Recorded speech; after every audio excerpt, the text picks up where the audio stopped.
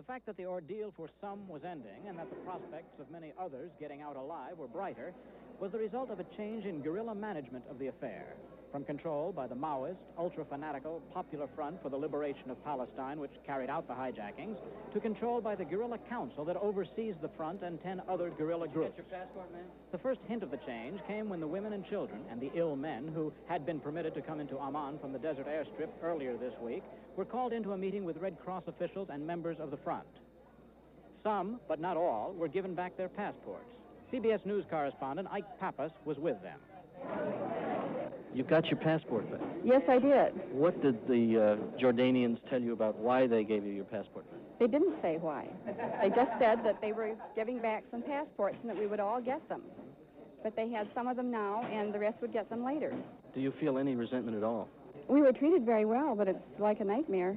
It's unbelievable. Something that happens to somebody else.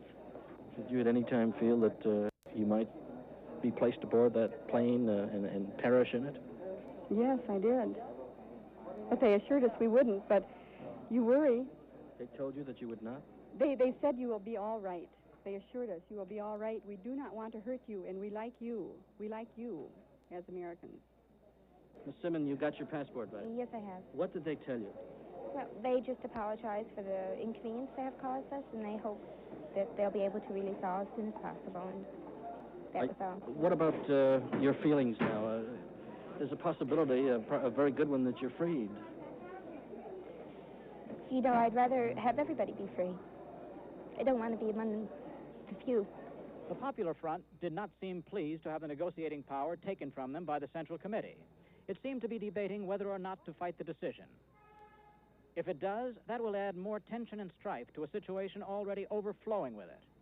The ceasefire between the guerrilla organizations and Jordan's army is a tenuous one. There's still some shooting, and the guerrillas keep making tougher demands on King Hussein. Right now, the government and the guerrillas each seem to have its own turf.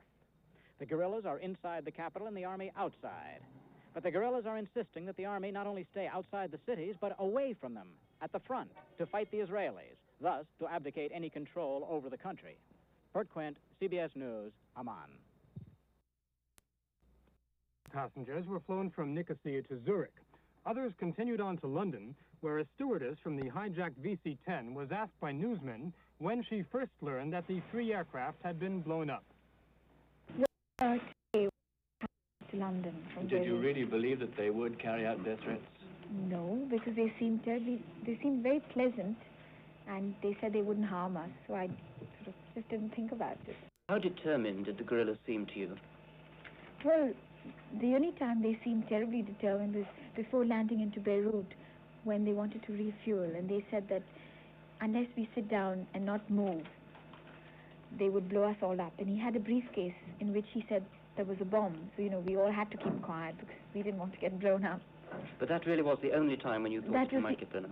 Well, yes, I guess so, because later on, once we landed at the Revolutionary Airport, they were very nice to us. They got us water, they got the Red Cross doctor, and they got us drinks. And what was the very first thing you knew about the hijacking?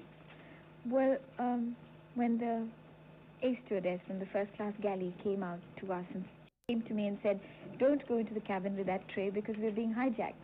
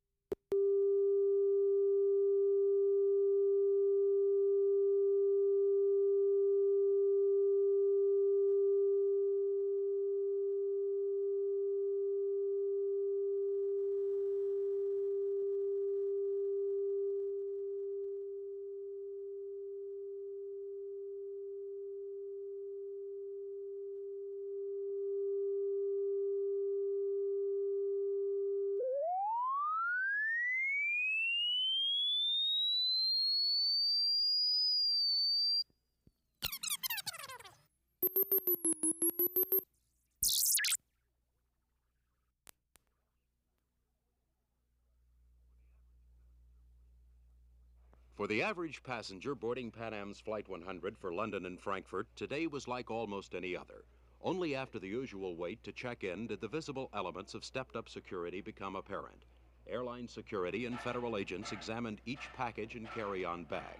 And as each person boarded the giant 747, he was scrutinized by a now common electronic device designed to detect metal objects such as weapons before a would-be hijacker can board an aircraft.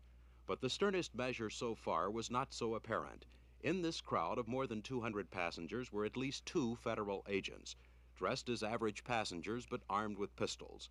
Airline and federal officials have forbidden identification of the new Sky Cops, but a CBS newsman who saw some of the agents who attended special crash training courses Friday identified 2 of them among today's passengers. Despite the new security checks, Flight 100 pulled away from its gates only 40 minutes behind schedule. Bill Walker, CBS News, Kennedy International Airport.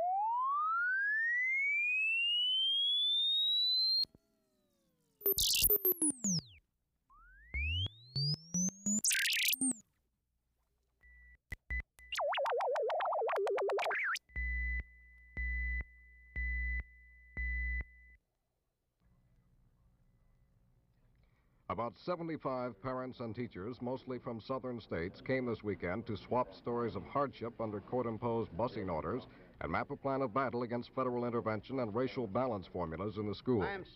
The group insists it is not against integration, only forced busing as a means of achieving it. It claims a membership of more than 1 million people. Today, there were telegrams of support from South Carolina Senator Strom Thurmond, Georgia Governor Lester Maddox, and Florida Governor Claude Kirk. A lawyer from Florida won quick acceptance of a suggestion for the date the Supreme Court will consider anti-busing arguments in a key North Carolina case. I ask this organization to seriously consider adopting a resolution or putting out the word that October the 12th should be a national day of concern, where every student, every parent, every teacher, and every administrator in the public school system in the United States, instead of attending school that day, attend his house of worship so that we can all pray and meditate that the Supreme Court returns a just and fair decision for all of us. According to some surveys, there is actually less busing now than before court orders for school districts went into effect. And a former HEW official says more busing is still employed for segregation than for desegregation. The birth now of groups such as this coalition indicates the issue is not just one of disruption of school patterns, but also who decides to bus students and why. Barry Seraphin, CBS News, Norfolk, Virginia.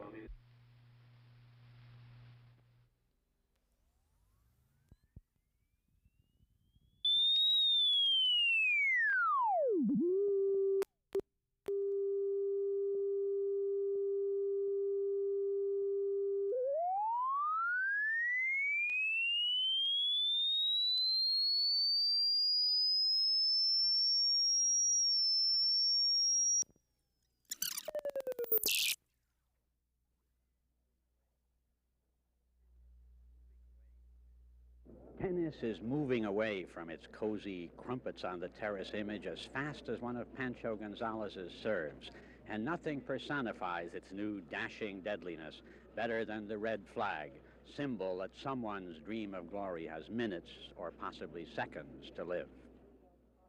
Sets which have run as long as 96 games, as opponents strove for the necessary 2-game margin, now fall over the cliff at 13, as at 6 games apiece, the whole duel compacts into the lethal lunges of 5 points out of 9. Spectators are apprised of the nearness of the kill by the raising of the flag, and players are apprised of it by a tightening of the stomach muscles. This week, gangly twangling tiebreakers nibbled at the cool of old champions like Bobby Riggs, as imperturbable as any of the major players, and Pancho Segura, who seems ageless, if not nerveless. The loss of 2 tiebreaker sets put Davis Cup hero Arthur Ashe out of the tournament at the quarterfinal level. And the loss of 1 put Rod Laver, believed by many to be the world's best player, out in the round of 16. Laver felt like a fighter who slipped on a wet patch just as the punch started. Now that this type of entertainment, as you might want to put it now, with the tiebreakers here at Forest Hills, it's the depth of the competitors at the level of competition that it is. It's an extremely tough tournament to win, and well, I think a tiebreaker is a good idea. But then again, I think a tiebreaker on grass is completely unfair. I've played one against Dennis Ralston that I played one little volley that wasn't quite correct, and that meant I lost the set. I find that I get more aggravated on a grass court now, I think, than I've ever been. I don't think it's a case of getting old or stale or whatever. It's just a case of you hit 2 bad bounces and a miss-hit forehand and you lose your serve, and it's a bit difficult. Pancho Gonzalez, who has always treated the pastel gentilities of tennis with fiery disdain and opposed the game's establishment on many fronts, finds the tiebreaker hard on the composure but easy on the feet. The new rules mean that the physical conditioning that has been such a great part of this game is now going to be, just taken away. So it's certainly going to favor the older fellows and the lesser conditioned players, simply because they don't play as long. Shortens the matches. Apparently, I think, which is the most important, the crowds enjoy it because it reaches a climax if it gets to the tiebreaker of 9 points, and they get jumping out of their seats on nearly every point. So I suppose that when you can excite the crowd like that, it's good for the game. You have been playing tennis for a great many years. Is there more to it than just the new rules? Is tennis a new game? No, it's not a new game, only from the aspect that there seems to be a lot more younger players. The introduction of sudden death into a game of endurance is a frank effort to swell tennis crowds into something more than the hardcore of players hoping to learn something with which they can confound their friends in businessmen's doubles, beautiful people who enjoy the chance to chat with friends in fresh air, and people who couldn't get tickets for the baseball game. The growth of open tennis and interest in rewards more solid than the traditional amateur's privilege of a plane ticket to a place he's already at extends even to girls who used to concern themselves principally on whether to wear all white or a little discreet needlework around the hem. The needlework is still there in the Paris 1890 underpants, but the women who make the tour are planning a boycott of tournaments which short them on prize money. Players like Rosemary Casals feel that the reward ratio is unfair. We feel that we expend the same amount of energy, and we've taken the same amount of time to produce the skill that we have in playing tennis, which is the same for the men. I feel we work just as hard for the money as they do, and feel that there should be some compensation for it. What do you think women's tennis might do to make itself more glamorous or popular or crowd-pleasing, if anything? Well, I really don't know. I think the women try and look their best. A lot of them say, well, wear your frilly pants or perhaps even go braless or something like that. But I think most of the women are fairly attractive in their tennis gear, and I don't think they need to do that much more. Superficially, tennis keeps its look of a prep school game where pushiness is on a par with appearing in a blue shirt. But the new concern for the box office means that participants are going to push for a cut instead of a cup, and that professionalism is going to extend to every corner of the club. The spur which has sent tennis galloping into a new world is money. But money brings new problems, too.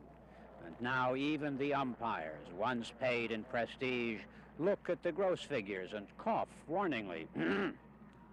Gentlemen, are you ready? Play. This is Haywood Hale Brune in Forest Hills.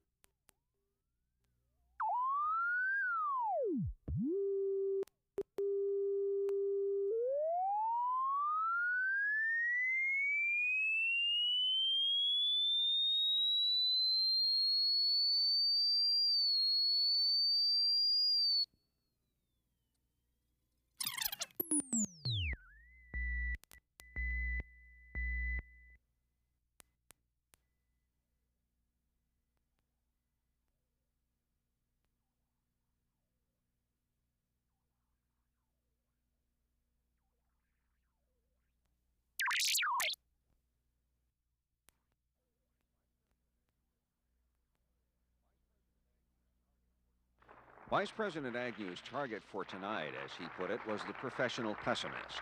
Most of those, the Vice President explained at a rally for California Republicans, are Democrats.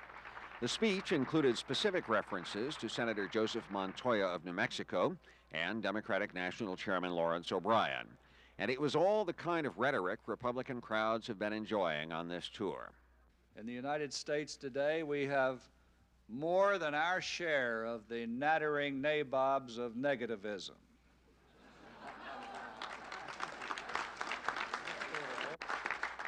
The professional pessimists have been wrong about inflation, they've been wrong about recession, wrong about Vietnamization, wrong about disorder, wrong about arms control, wrong about crime, wrong about the strength of the American character. And some of these wrongos have the colossal gall to ask you to elect them again. I think that the men who sold America short will not be around for long.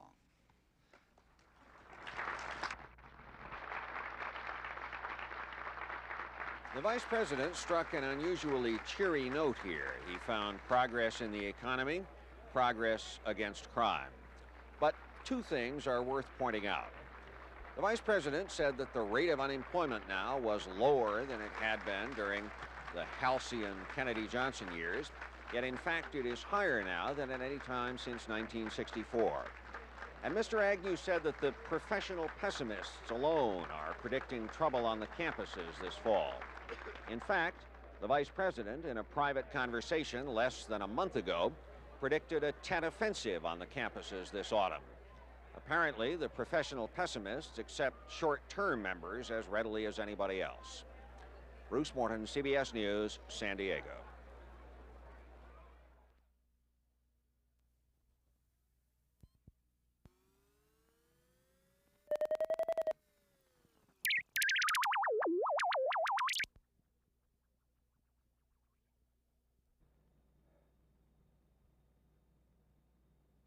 The tornado ripped through Venice at 125 miles an hour, leaving at least 35 dead and 200 injured.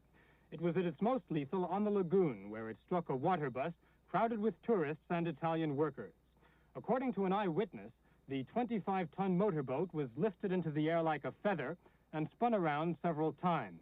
Then it plunged back into the water upside down and sank. There was no screaming or shouting. No one had time to realize what had happened. All night, skin divers dragged bodies from the muddy waters. There were believed to be between 60 and 70 people on board when the tornado hit. 30 people survived. Most of them had been on the deck. So far, 19 bodies have been found. The search is still going on.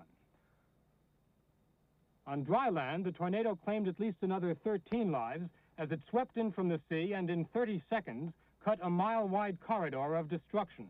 It whipped through several camping sites on the outskirts of the city. Cars, caravans, and tents were picked up and hurled several yards before being smashed to the ground. The sites resembled the aftermath of heavy bombing raids.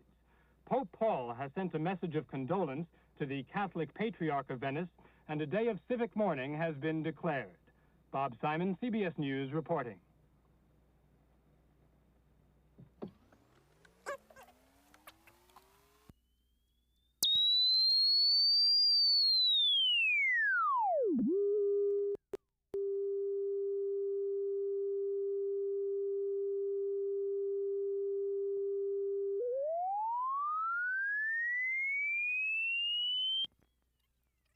Slowly bring Wally Brown test.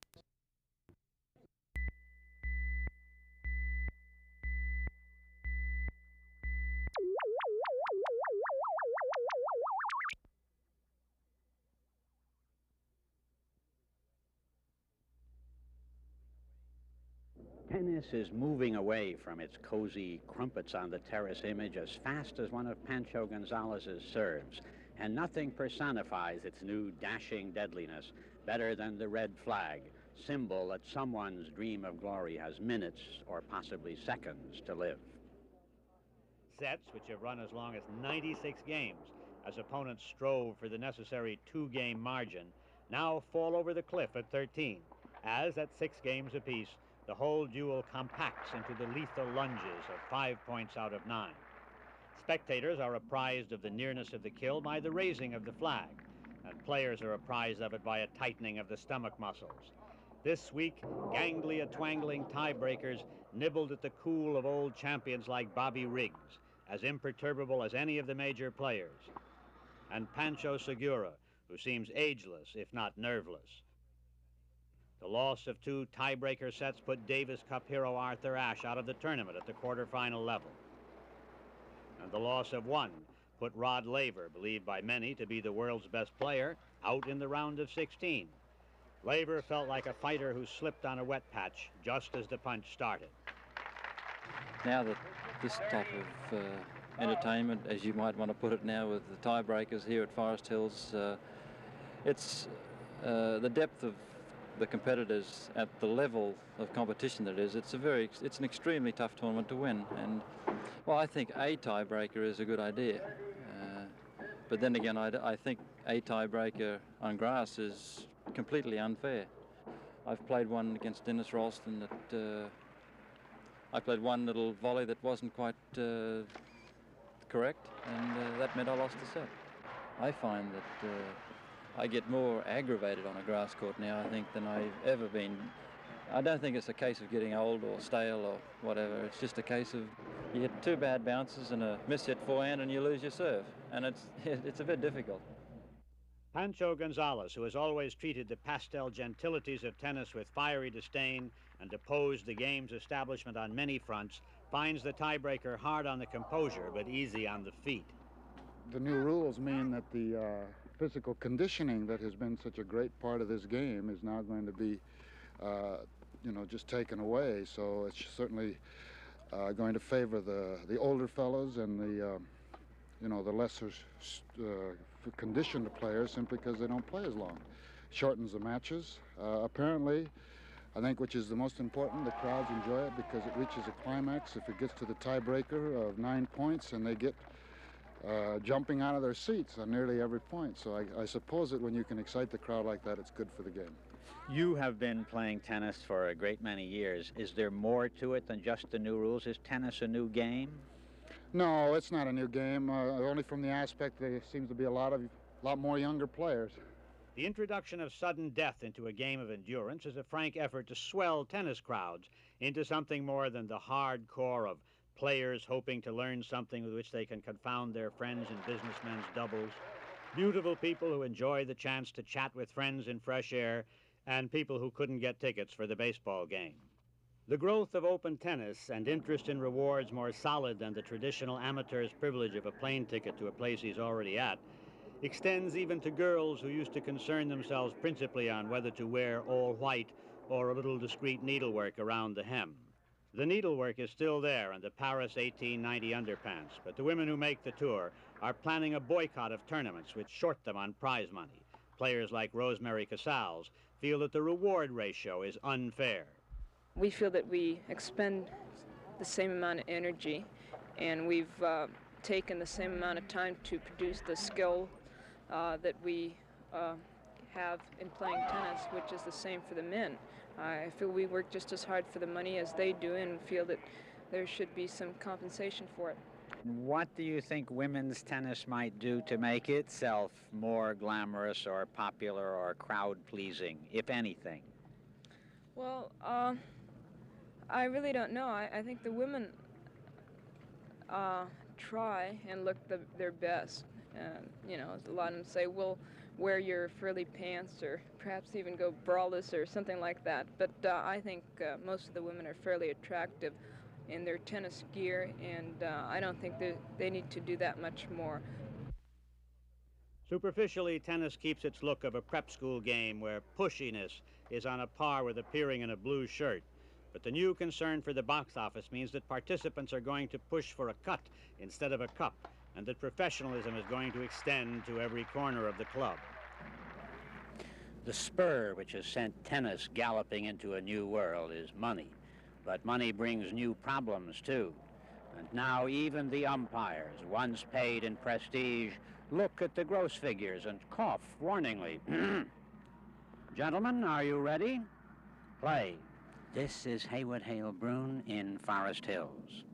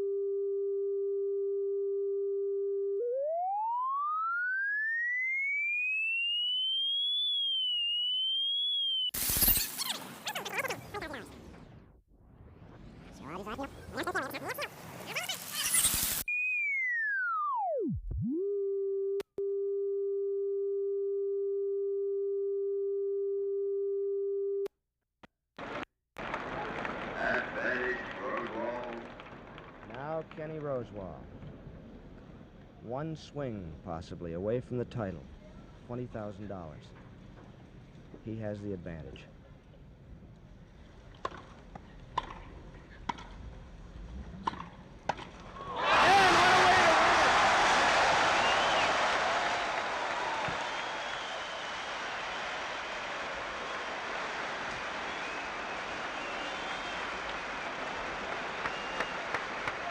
Kenny Rosewall.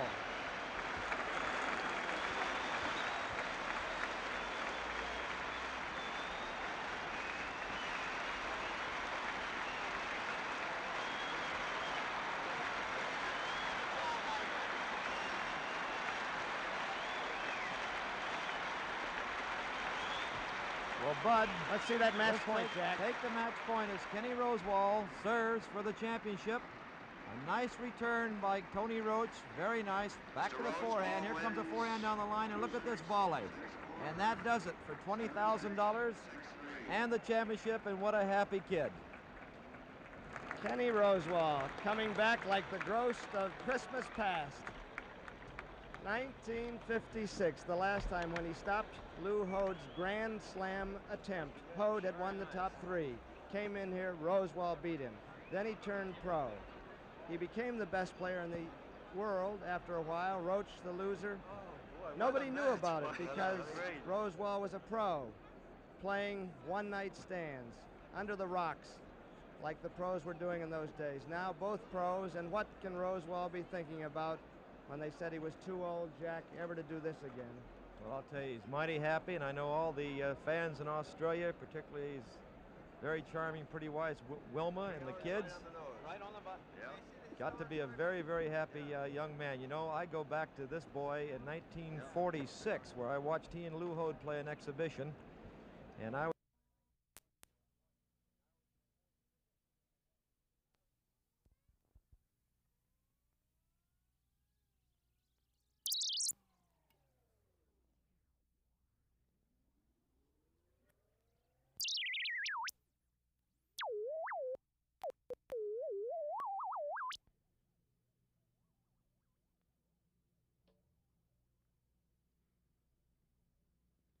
It was just before dawn when flames raced through the four-story hotel and apartment building. The fire spread quickly and with little warning. One teenage girl plunged to her death as she leaped from the third floor to escape the flames. In the afternoon, firemen found the first bodies of those trapped in the building. The unanswered question is how many others may still be inside the smoldering hull.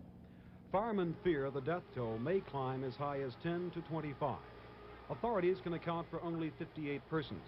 There may have been 80 or more in the hotel. Registration records were destroyed. 32 persons were hospitalized. Many of the injuries occurred when residents jumped from the upper stories. Those who escaped slid down ropes made of sheets and blankets or were led to safety by firemen on ladders. Still, to them, it was a nightmare. I opened the door and there was so much smoke, I slammed the door again because I couldn't get to the fire escape that way. Did you have to wait till someone to put a ladder up? Yes, I did. I sure did, and I begged for the ladder because I was about ready to go under. There was so much smoke, and I was inhaling this smoke, and the smell of that smoke I'll never forget. It was so smoky, and I could see fire, and I was so nervous until I was just almost out of my mind. First fire I've ever been in. A fire department spokesman says this could be one of the worst fires in Los Angeles history, depending on what is found in the tedious search of the rubble. Jim Kilpatrick, CBS News, Los Angeles.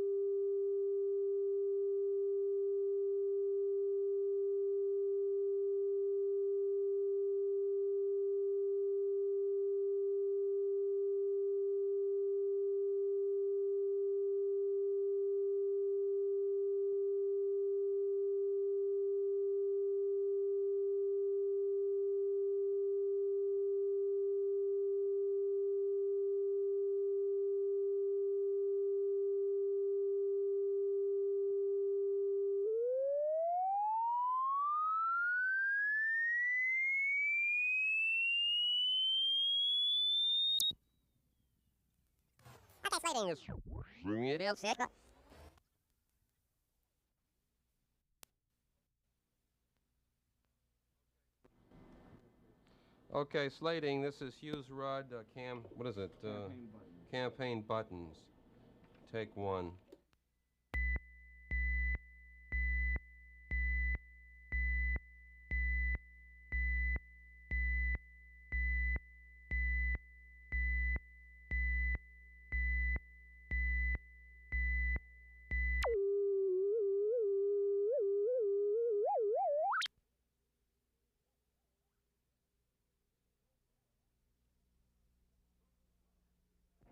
At first glance, you expect somebody to come out of the crowd at this gathering, seize a microphone, and start bellowing about the man who. It looks, in short, like a political convention, but the focus here is not on candidates, but on the trash the candidates leave behind. These are the American political items collectors, as busy as a swarm of precinct captains on election day as they buy, sell, and swap campaign materials from elections which have mercifully receded into the mists of political time. Oh, I got 30 in it. You got 30 in it? Yeah. I'll give you 32.50. In real, which is to say non-political life, these are accountants and laundrymen, fabric designers, students, businessmen, enfranchised Americans from all across this broad land of ours who spend most of their time doing whatever it is that enfranchised Americans do. But every 2 years they hold a convention dedicated to bull moose, Tippecanoe and Tyler too, a chicken in every pot, win with Wilkie, and hundreds of other forgotten, misguided, or triumphant American political slogans. Slogans printed on buttons, flags, pennants, scarves, signs, hats, and aprons. All of this stuff used to be swept out of the hall with the losing candidates, but the pack rat mentality is strong in some citizens, and they saved these souvenirs of high hopes and hurly-burly. Now they're worth more than the men who brought them into being ever would have imagined. After all, a campaign manager who once had 6 million Alf Landon buttons in his locker would find it hard to believe they'd ever go for $40 each. Anybody who knows anything about politicians probably won't be surprised to learn there have been two-faced campaign buttons. They were called bartender's buttons, so the barkeep could turn the little wheel to bring into view whichever candidate the customer preferred. Nowadays, this is called packaging the candidate, and it involves only one politician at a time. In some cases, the age of an item makes it a rarity and therefore extremely valuable. There aren't many of these bronze campaign buttons left from George Washington's days, and they're worth $200 or more. How much money is involved in all this? How much do you suppose your collection is worth? Oh, I can't measure it in value. I have a lot of things. I don't know what it's worth. These things are ephemera. They were meant to be thrown away the day after election, and you can find them for pennies really all over the country. Because it's literally worthless after the campaign. They're just souvenirs. An item needn't be old to be rare.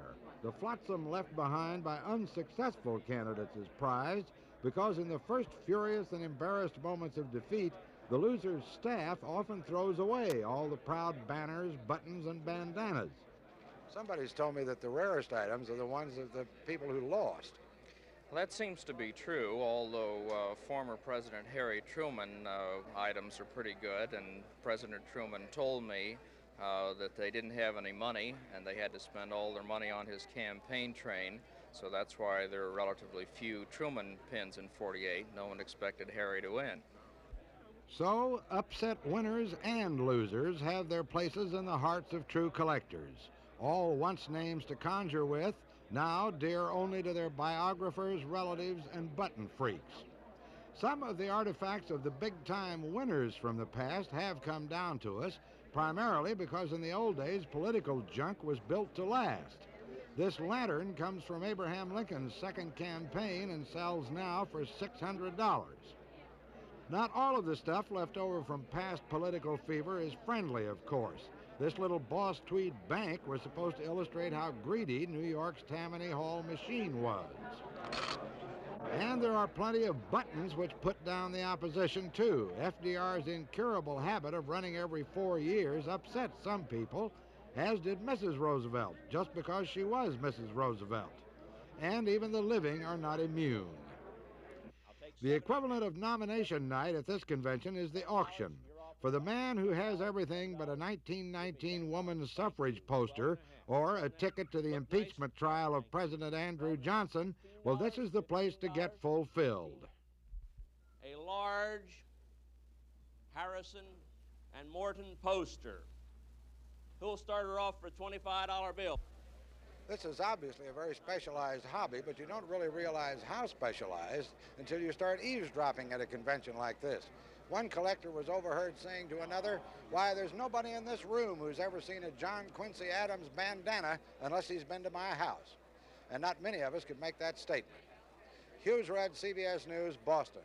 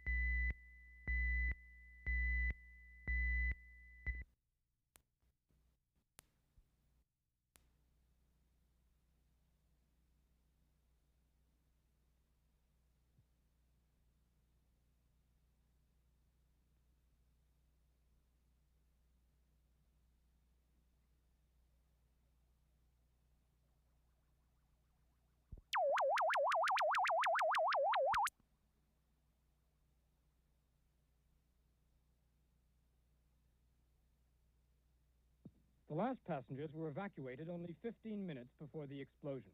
They were 5 Israeli girls who were taken by the guerrillas to a secret hiding place along with 35 men. Then the hijackers went to work. They put stacks of dynamite in the 3 planes and moved back. For the first time in 7 days, Liberation Airstrip was utterly silent. The BOAC VC-10 was the first to go.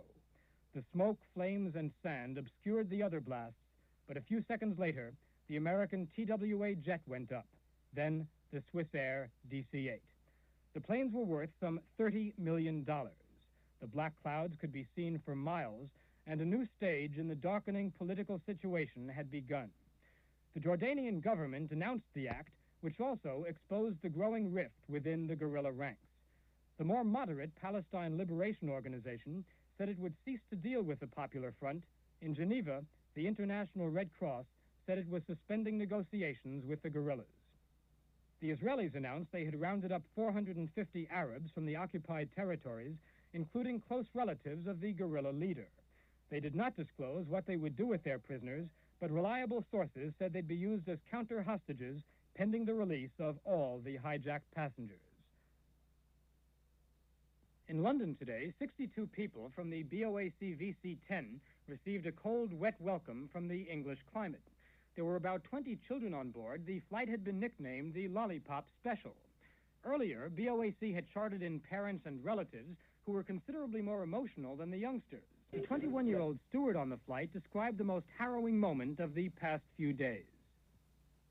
The worst moment was when we were leaving. We were on the buses and the planes had been blown, when we were surrounded by the Jordanese troops. The whole convoy, so to speak, was surrounded by Jordanese troops who were about to open fire in tanks.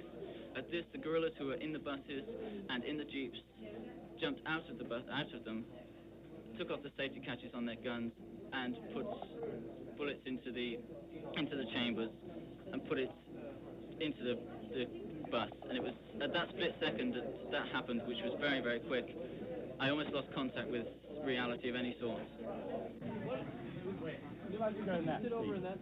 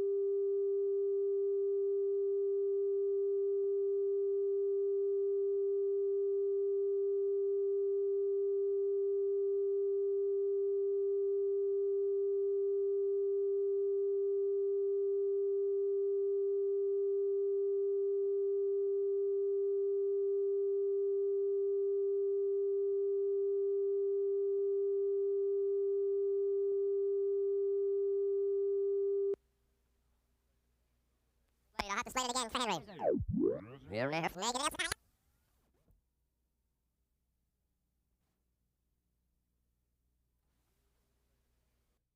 Slate, I'll have to slate it again for Henry. Okay, slating. This is Auto Insurance Henderson. Take 1.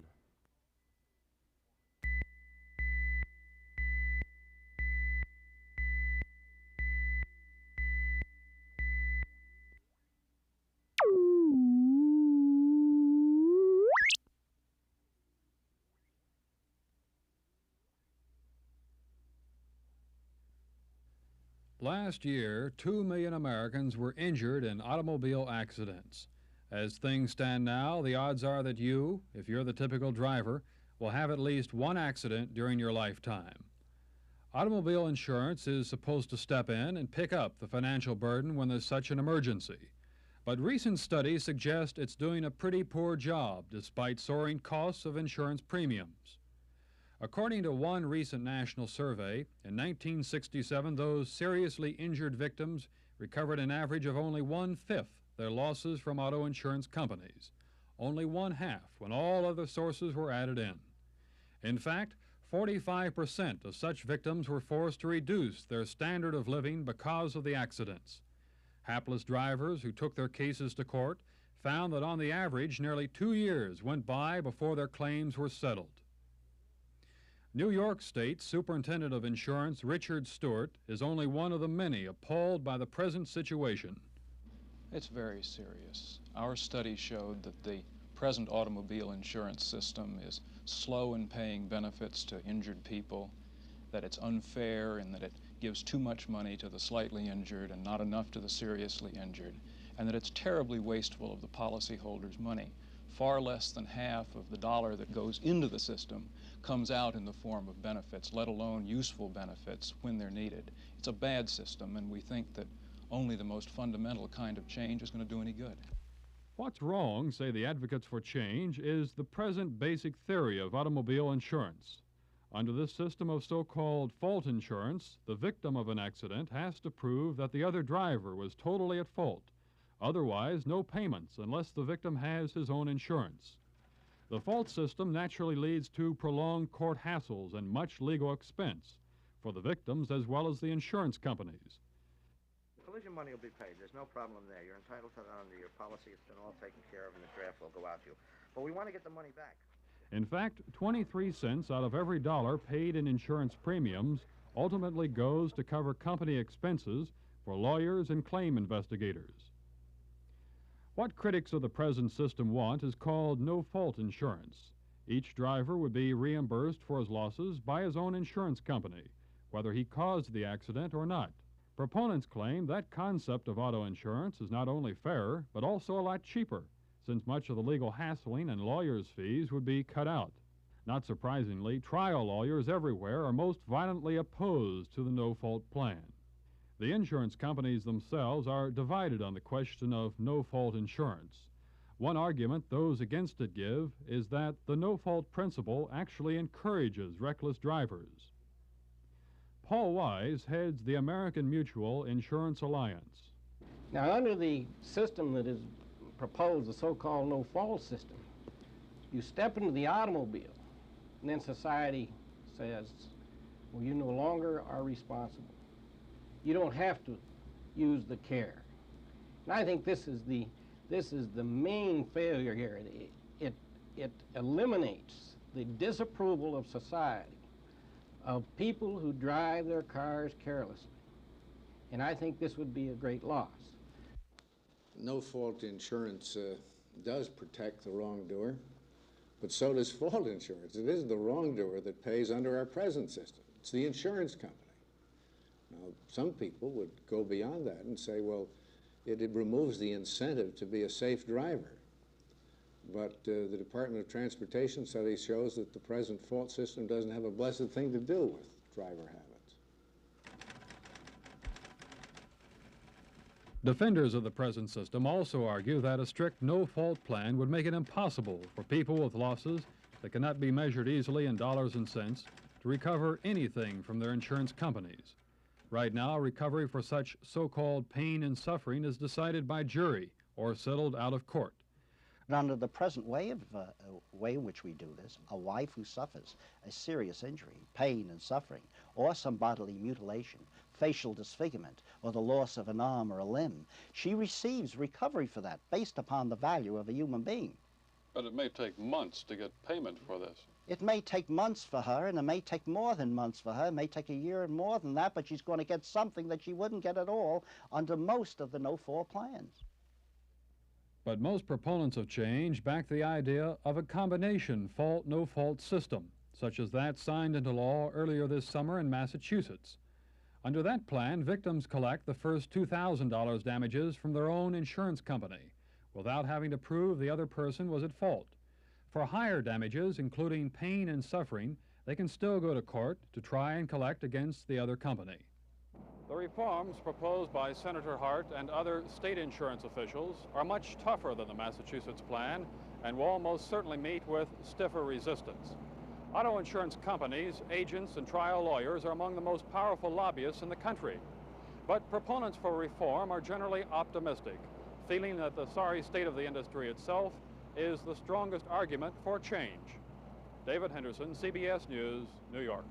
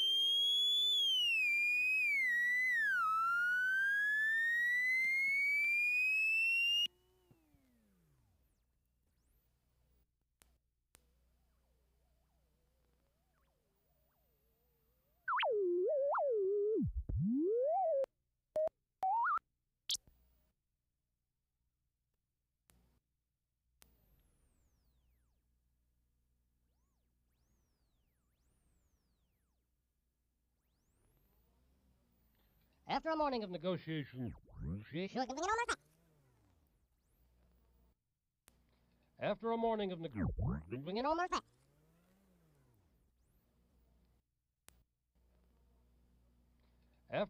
of negotiations and meetings, the Chrysler Corporation was off the hook. President Leonard Woodcock of the UAW selected the strike target with his executive board. The target is the General Motors Corporation.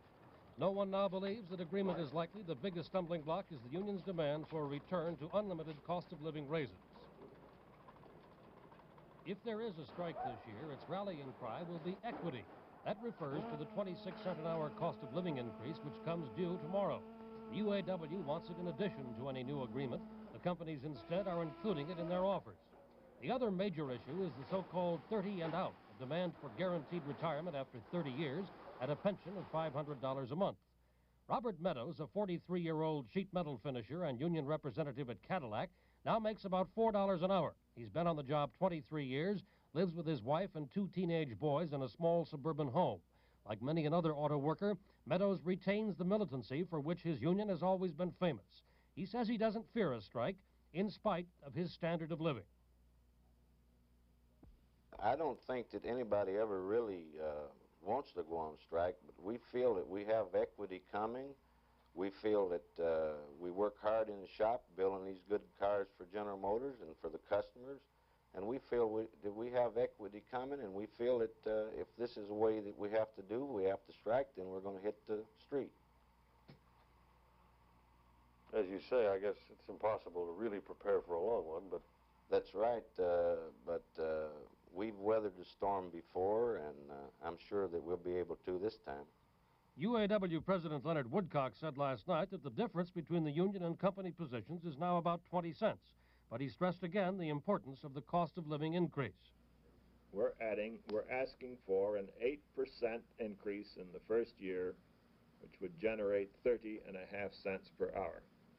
We want added to that the cost of living that has become due under the term of the old agreement, namely 26 cents, plus the additional nickel, which is the result of the cost of living movement from April to July of this past year.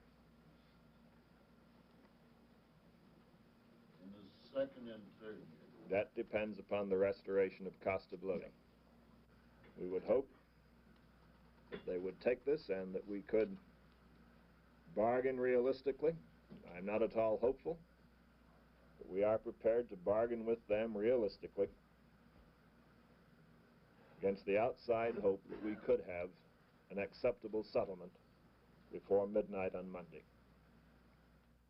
There is no sign that agreement is in sight. A strike at GM would idle almost 350,000 employees. It now seems all but inevitable. Bill Plant, CBS News, Detroit.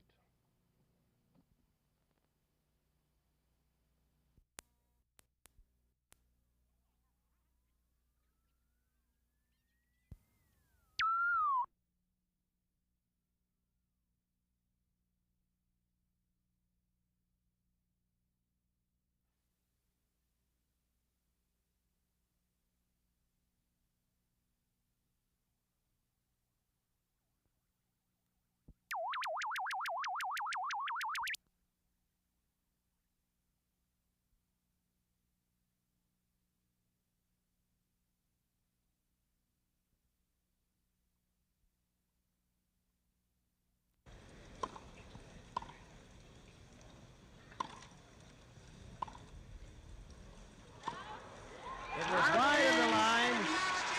Margaret Court, Margaret Smith Court. Perth, Australia has won the Grand Slam. 6-2, 2-6, 6-1. Casals, who said that she thought everybody liked to watch good women as much as good men, proved that today when she was tremendous opposition to the Grand Slammer, Margaret Court.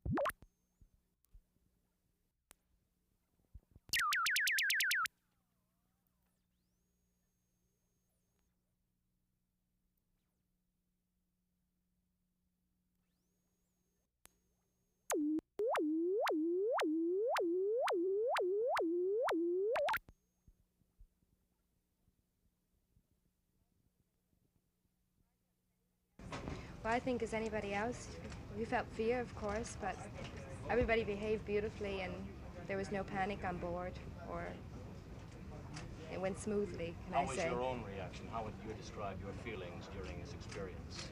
Well, I think in the first 2 seconds no one believed it, but after that then no one spoke for about a half an hour and just gave it time to sink in. But then, pardon? Was there ever a feeling in your mind that perhaps you were going to be killed? Oh yes, many times. Was this a common feeling among the hostages? We didn't talk. We You didn't didn't talk talk about about the this, no. experience. Were there any confrontations between any of the passengers and the guerrillas? Any exchanges, any anger, any... No, none whatsoever. We spoke with them, but there was no anger. Well, how did they treat you? They tried to, well, very nice, under the circumstances, of course. Food, drink? We ate what they ate, we drank what they drank. They did not have more, we did not have less. Was there any separation of the hostages, one group apart from another? Only when they took the women and children off. And you know about that. What's your reaction to the federal government placing armed guards on all the international flights? Well, I don't know.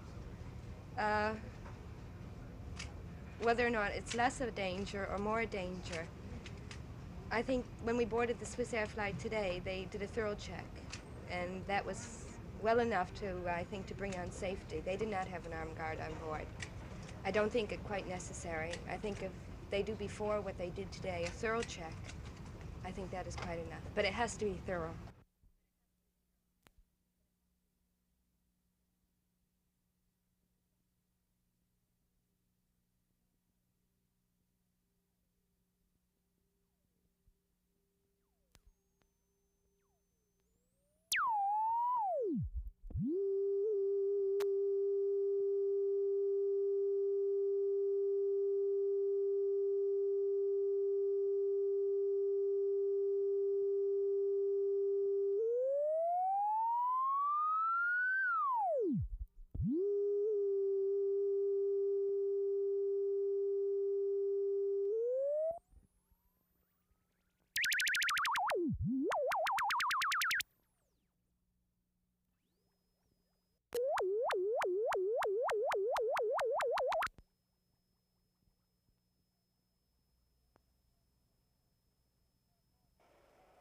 If you have any of this stuff on you, any way, shape, or form, before your baggage to be checked, we want you to get rid of this stuff and put it in this blue box.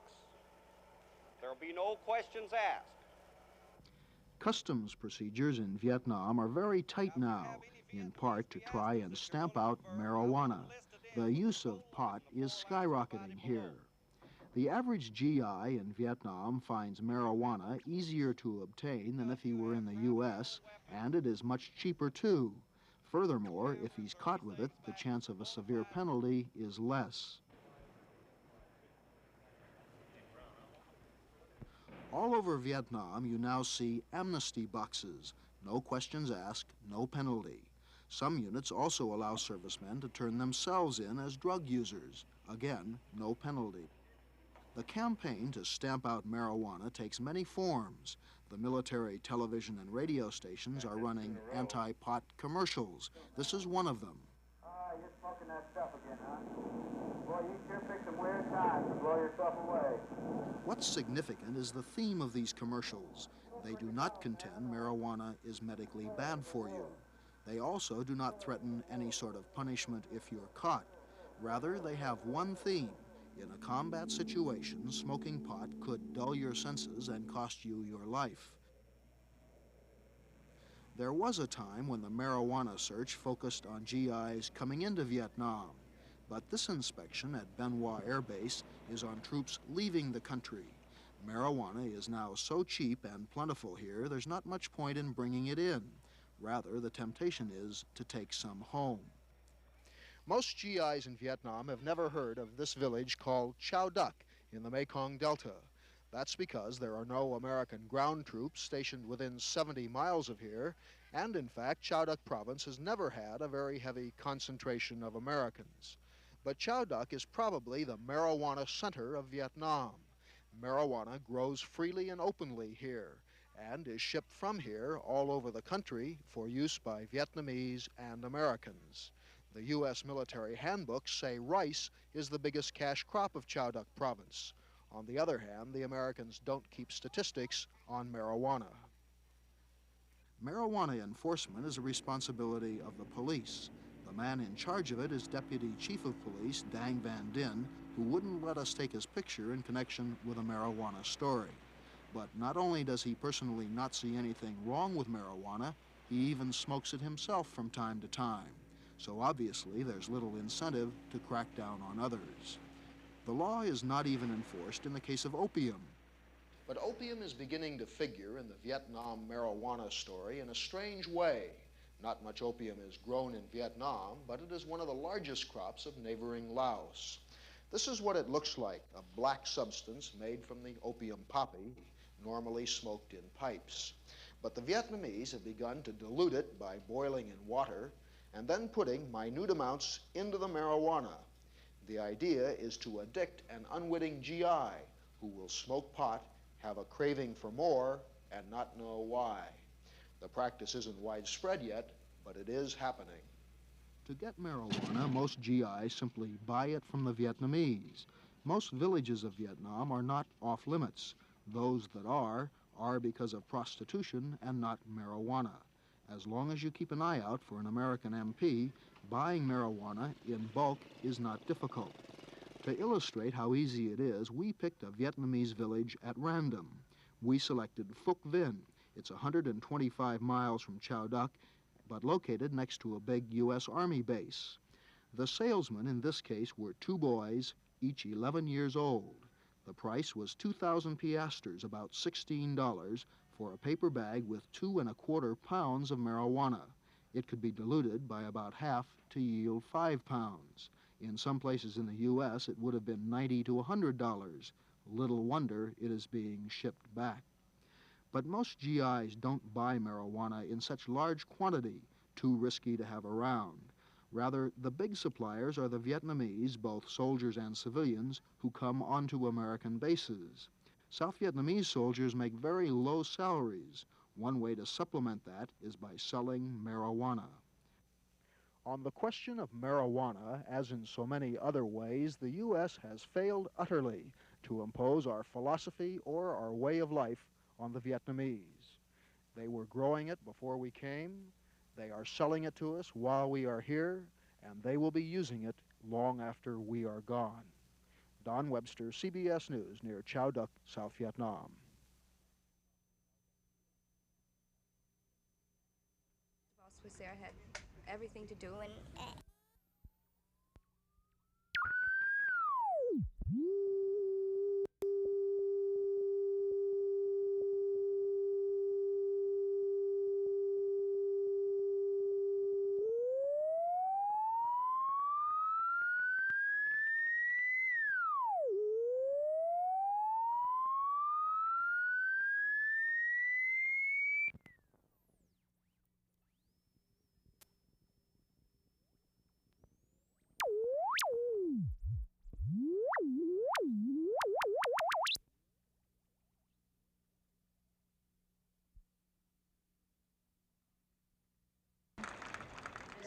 leads 5 games to 1. 5-1, and this is the game that Margaret Court has worked to arrive at since she won the Australian Nationals in January. She's 3 points away from the second Grand Slam in women's tennis history. The other one 17 years ago, the late Maureen Conley. Good forehand. Short. There's another lob.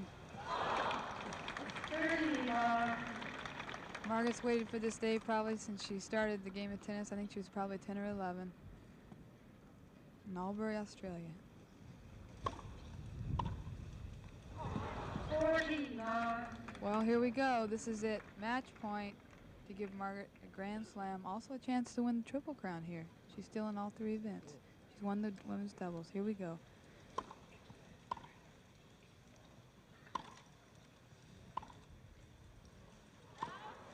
It was wide of the line. Margaret Court, Margaret Smith Court, Perth, Australia, has won the Grand Slam. Margaret 2, 2-6, 6-1 over Rosie Casals.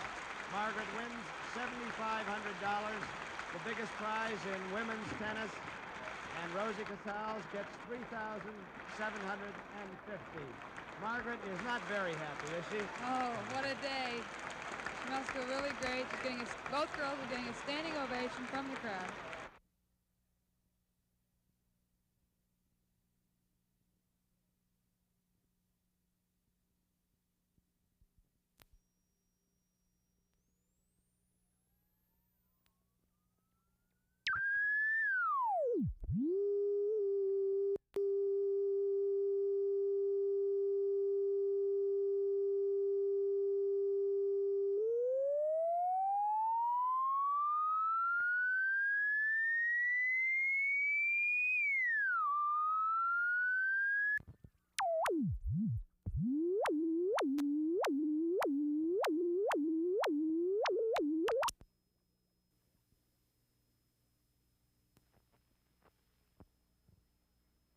They can choose destructive violence and physical coercion and rioting and burning and occupying and bombing and trashing at their schools and in their community.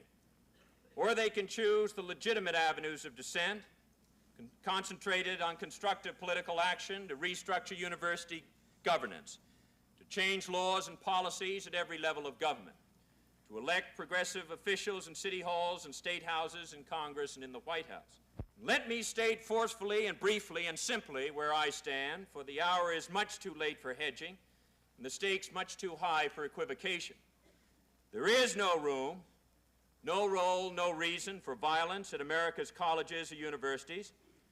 Those who seek change by the threat or use of force must be identified and isolated and subjected to the sanctions of the criminal law.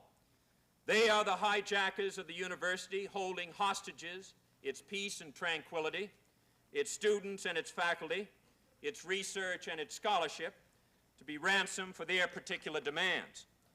And like skyjackers, they must be deterred and repudiated, even or especially by those who say they share their goals. Any person who lends them aid and comfort, any person who grants them sympathy or support must share the burden of their guilt. For like the Arab commandos, the campus commandos can only operate if the environment allows them to.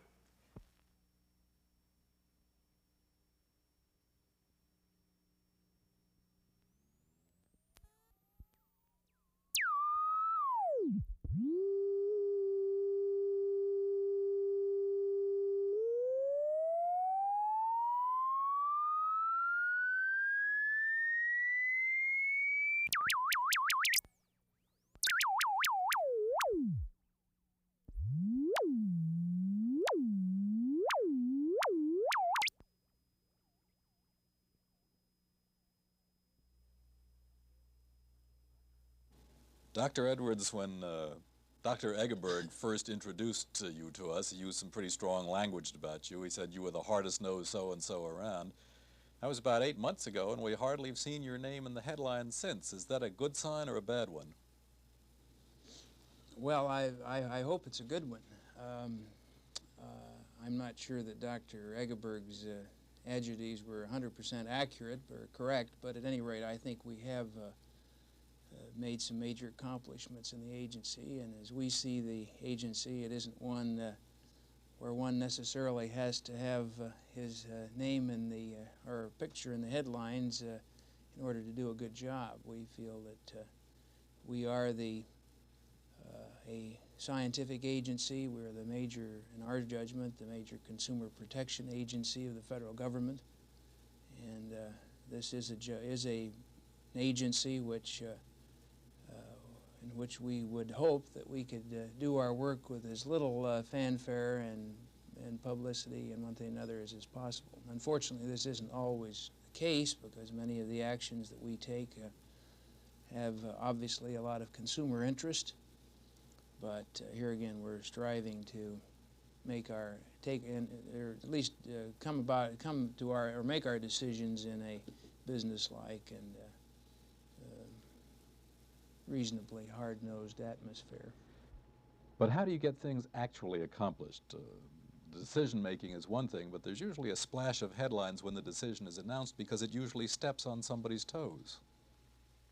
Well, that's very true. However, we've found, and we feel quite strongly about this, that although you have to step on certain individuals or certain manufacturers or certain industry feet when you make some of the decisions that we have to make, we find that these decisions are certainly better accepted by these individuals and groups if we have the opportunity to sit down and talk to the groups beforehand, to explain to them why we're taking the steps that we're taking, why, in our judgment, these steps are necessary in the interest of consumer protection.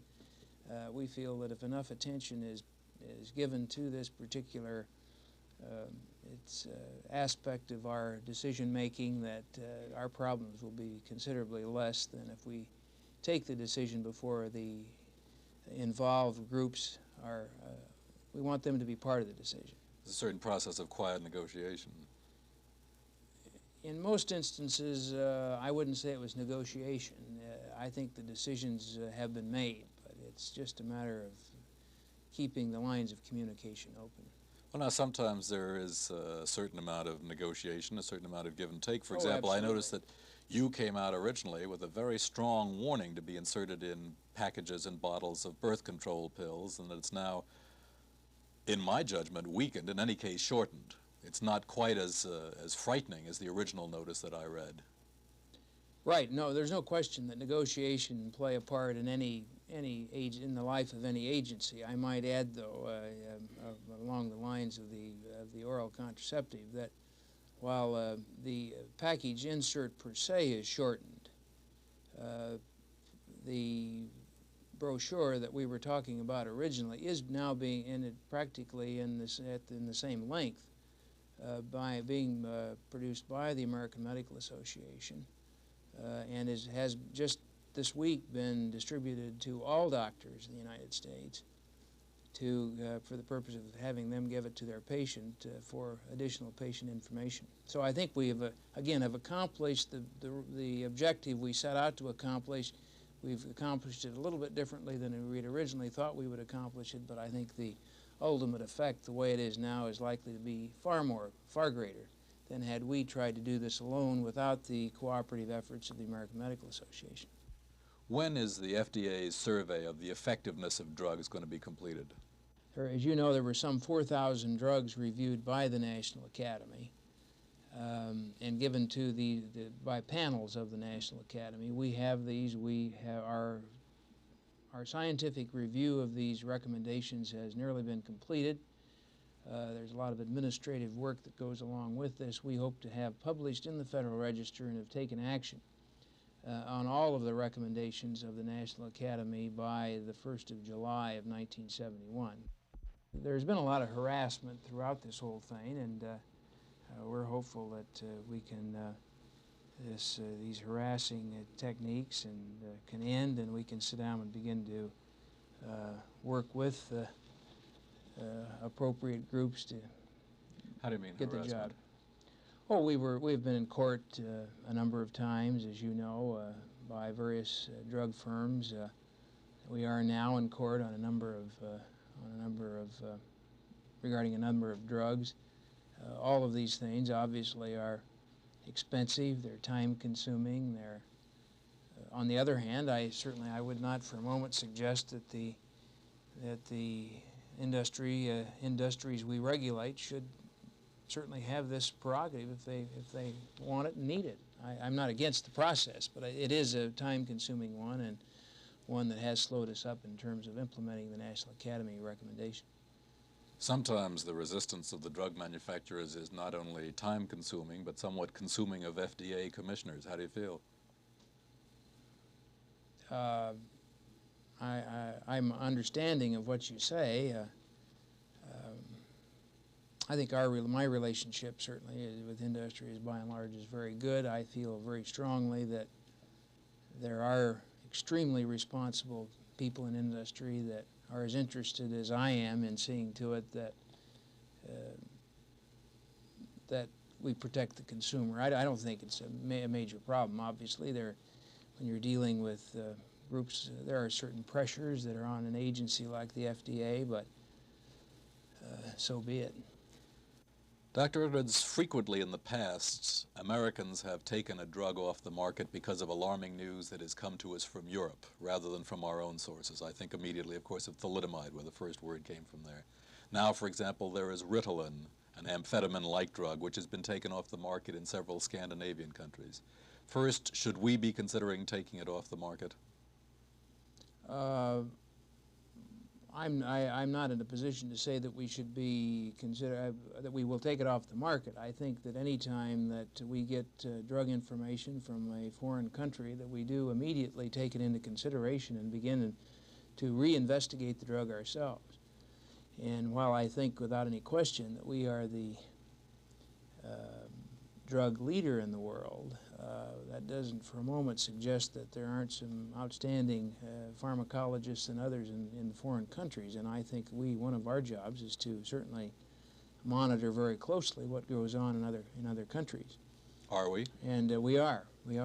Again, whether as closely as we should is another question, but we certainly are attempting to do all we can. We are, for instance, we're funding, the primary funder, if you will, of a major project with WHO, the World Health Organization, to monitor adverse drug reactions throughout the world. Now, this is not a success as yet, but I think it's a step in the right direction. I think drug problems are not a national problem, they're international in their scope.